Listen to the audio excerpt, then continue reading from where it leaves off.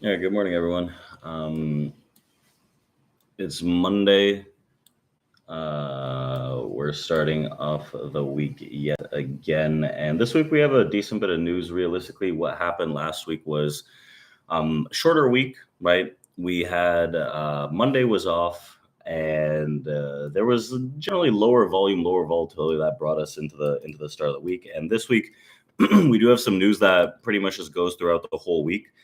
We have CPI that's going to be one of the main drivers that comes out this Wednesday. We also have Apple events before that.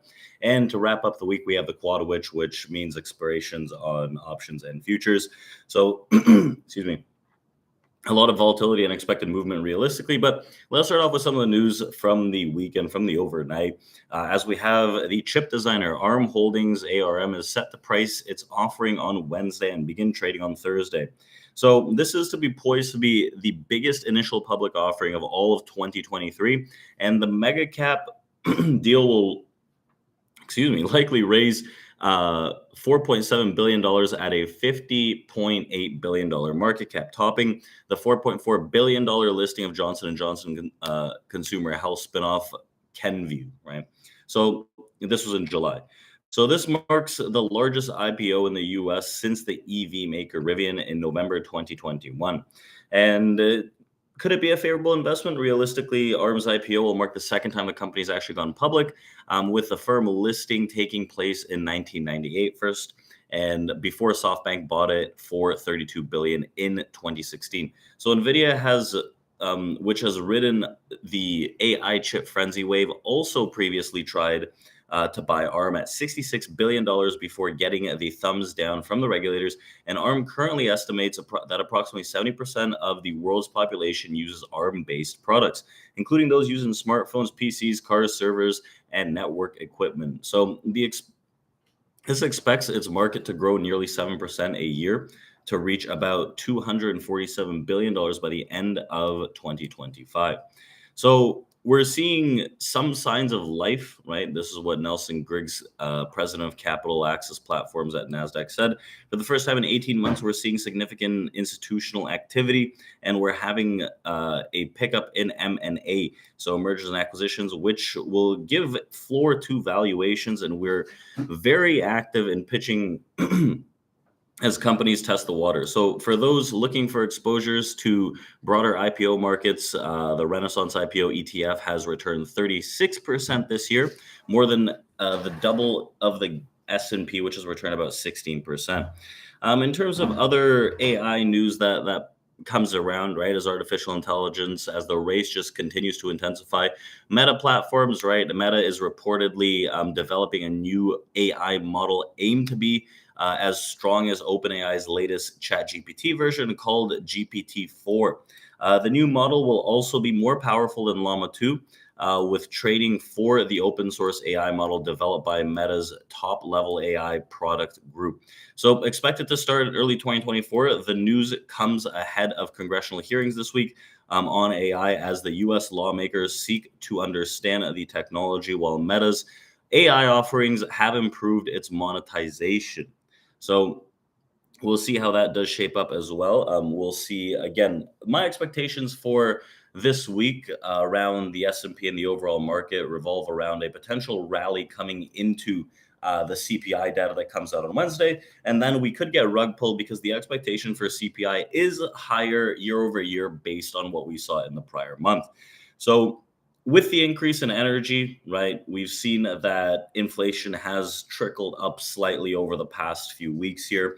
And all in all, right, there's a lot more confidence generally building around the US economy, as we do anticipate late September, early October to see somewhat of a pullback that probably gets bought into the end of the year. But there are talks about soft landings now back into play, as we were in a space where people were talking about no landing scenario at all, which puts us in a space that we see no market crash realistically. Things are looking good overall. It's just that things do get pushed along.